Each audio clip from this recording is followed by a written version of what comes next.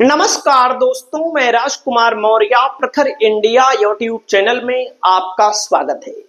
बहुत बड़ी खबर आ चुकी है समाजवादी पार्टी के राष्ट्रीय अध्यक्ष अखिलेश यादव को लेकर बिहार विधानसभा चुनाव के संबंध में।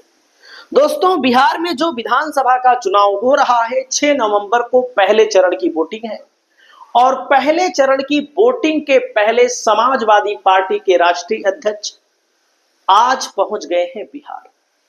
और बिहार में अखिलेश यादव की ताड़तोड़ 16 रैलियां होने जा रही हैं केवल पहले चुनाव के संबंध में। सिर्फ आज 1 नवंबर को दोस्तों 3 रैलियों को संबोधित करने जा रहे हैं। और बिहार में पहले चरण की वोटिंग से पहले आपने देखा किस प्रकार से कानून व्यवस्था की दुहाई बीजेपी देती है, एनडीए देती है, मोदी देते हैं, शाह देते हैं, जंगल राज का याद दिलाते हैं, लेकिन ये किसी जंगल राज से कम नहीं है जो हत्या हुई है बिहार में। ये हत्या बीजेपी को भारी पड़ने जा रही है। तो इस संबंध में अखिलेश जी ने क्या कहा है, कहां कहां रैली करेंगे, कहां कहां अखिलेश यादव का प्रभाव जाने वाला है, इस वीडियो में आपको दिखाने जा रहे हैं। सुनिएगा थोड़ा सा इनकी बात को। और आप लोग चैनल पर पहली बार आए हैं तो सपोर्ट करिए, वीडियो को ज्यादा से ज्यादा शेयर जरूर करिए। जो मुद्दे बिहार में उठाए जा रहे हैं, आखिरकार भारत सरकार इतने सालों से क्या कर रही थी? या लॉ एंड ऑर्डर के सवाल पर जो आज दूसरे दलों को घेर रहे हैं, इतनी बड़ी घटना हो जाना, जहां पर हत्या होना, तो इससे तो पता लग रहा है कि लॉ एंड ऑर्डर क्या है वहां। और वो भी चुनाव के दौरान अगर इतनी बड़ी घटना हो रही है तो प्रश्न लग रहा है कि आखिरकार सरकार क्या काम कर रही है, भारत सरकार क्या काम कर रही है। दोस्तों, सरकार क्या काम कर रही है, भारत सरकार क्या काम कर रही है और ज्ञानेश कुमार का चुनाव आयोग कहां है, कौन हत्या किया है, कैसे किया है, तो जांच का विषय है। बताओ, अनंत सिंह खुद कह रहे हैं कि 40 गाड़ियों का काफिला था, 30 लेकर चले गए थे, 10 पीछे रुक गई थी, पीछे थी।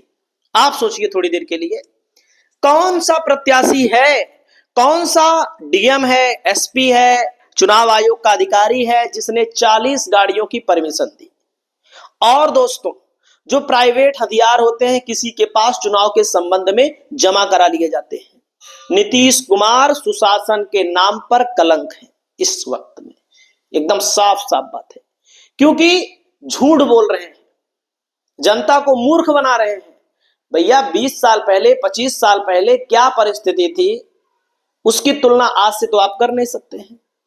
आप बताइए 20 साल पहले भारत पूरा देश कहां था, कितनी बड़ी अर्थव्यवस्था थी, कितना लोग पढ़े लिखे थे। 20 साल 25 साल पहले आप चले जाइए, पूरे भारत की बात मैं कर रहा हूं, कितनी इकोनॉमी थी, कितना डेवलप था, पूरे देश की बात मैं कर रहा हूं, बिहार की छोड़िए।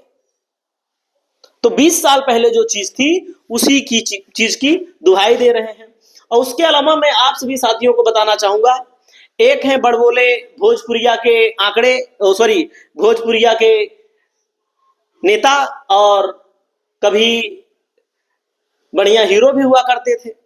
और क्या कह रहे हैं भैया, ये कह रहे हैं स्पेन के बारे में। अब आप सोचिए, गोरखपुर स्पेन जैसा दिखेगा, और अखिलेश जी ने क्या कहा बताइएगा, स्पेन जैसा गोरखपुर दिखा रहे हैं। झूठ बोलने में माहिर नंबर 1 के हैं लोग। तो आप क्या क्यूटो बना देंगे, स्पेन जैसा? अरे गोरखपुर स्पेन जैसा दिखेगा, न जाने कितना गांजा पकड़ा जा रहा है। देख सकते हैं अखिलेश यादव ने कहा ना जाने कितना गांजा पकड़ा जा रहा है। अब आगे देखिएगा आप लोग, अखिलेश यादव कहां कहां रैली करने जा रहे हैं। इसका बहुत बड़ा प्रभाव है, इसका बहुत बड़ा प्रभाव पड़ेगा, इसको भी मैं बता रहा हूं आपको। दोस्तों, अखिलेश यादव की जो रैलियां होने जा रही हैं, इससे तेजस्वी की जीत की गारंटी लगभग तय है। और मैं आपको एक एक सीटों के संबंध में बता रहा हूं, कहां पर क्या माहौल है, क्या समीकरण है पूरे बिहार को लेकर के। जो लोग दावा करें कि फलाने की सरकार बनेगी, धमाके की सरकार बनेगी, एक एक सीट का समीकरण अलग होता है। तेजस्वी ने जो टिकट बांटे हैं अब की बार, अखिलेश यादव ने कोचिंग ट्यूशन दिया है इनको लगता है, क्योंकि बहुत सारे विधायकों के टिकट काटे गए हैं, बहुत सारे विधायकों के। मतलब कि आप जानिएगा, जिन लोगों ने लोकसभा के चुनाव में महागठबंधन के प्रत्याशी का साथ नहीं दिया, उनका टिकट काट दिया गया। इसीलिए महागठबंधन चुनाव आ रहा था। कम से कम 15-20 सीटों पर तो जीत ही जाता, 10-11 जो जीता है अपना 10 वो उसके अलावा भी नवादा का इलाका हो गया, बताओ। ये आरजेडी के विधायक ही हरवाए हैं चुनाव, निर्दलीय लड़वा दिए, अपना आदमी, अपने घर का आदमी निर्दलीय लड़वा दिए कि जो टिकट नहीं मिला उनको, बताओ।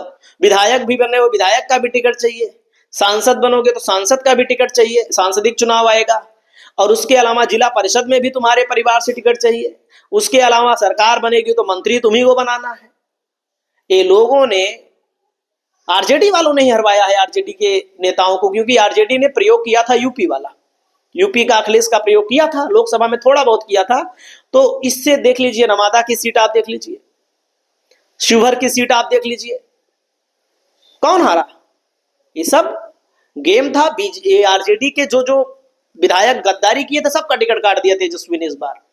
दोस्तों मैं आपको बताना चाहूंगा, मैं तो आंकड़ा बता रहा हूं बार बार, आज है 1 नवंबर को पूर्णिया में, जहां से सांसद है पप्पू यादव, जहां पर पप्पू यादव ने संतोष कुशवाहा को लड़ाया था, और संतोष कुशवाहा अब की बार महागठबंधन से चुनाव लड़ रहे हैं। धमदाहा विधानसभा सीट है, लेसी सिंह की मजबूत सीट है, लेकिन बड़ी टक्कर दे रहे हैं, यहाँ पर बड़ी टक्कर दे रहे हैं। और पूर्णिया जिले में 7 सीटें आती हैं दोस्तों, और पूर्णिया जिले में बहुत ही टक्कर की लड़ाई है अब की बार। टक्कर का मतलब देखो, पप्पू यादव वहां पर बहुत खास है, पप्पू यादव का अच्छा खासा प्रभाव है, जिससे भारतीय जनता पार्टी और एनडीए के लिए चिंता का सबब है, चिंता का विषय बन चुका है। दोस्तों धमदाहा में 7 सीटें हैं। मधुबनी में आ जाइए, मधुबनी में थोड़ा बीजेपी का पलड़ा भारी है, इसलिए भारी है, इसीलिए यहां पर बाबू बरही विधानसभा में अरुण कुशवाहा प्रत्याशी बनाए गए हैं। दोस्तों इनके लिए समाजवादी पार्टी के राष्ट्रीय अध्यक्ष अखिलेश यादव संबोधित करेंगे। और यहां पर दोस्तों दरभंगा में ललित यादव हैं, दरभंगा में 10 सीटें हैं। महागठबंधन 7-8 सीटों पर भारी पड़ रहा है बीजेपी के ऊपर, हकीकत बता रहा हूं। ताड़-तोड़ 16 रैलियां होने वाली हैं, ये पहले दिन की बात है, 1 नवंबर की बात है दोस्तों। जो रैली होगी उसके बाद 2 नवंबर को, उसके बाद 3 नवंबर को, उसके बाद होगा पहले चरण का चुनाव, उसके बाद दूसरे चरण का चुनाव।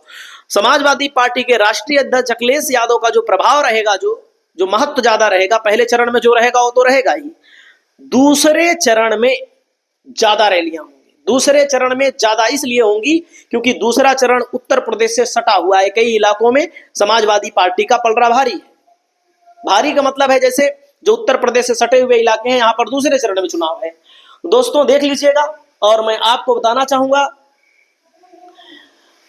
बिहार की स्थिति को लेकर के, बिहार में मेरा आकलन है 150 से 160 सीटों पर महागठबंधन चुनाव जीत सकता है, लेकिन शर्त है कि 1000-2000 वोट से हारने वाले ज्यादा हो जाएंगे अगर, तो उसके बारे में कुछ नहीं कह सकते हैं। बाकी आप अपनी राय को कमेंट करिएगा। बहुत बहुत धन्यवाद, बहुत बहुत शुक्रिया।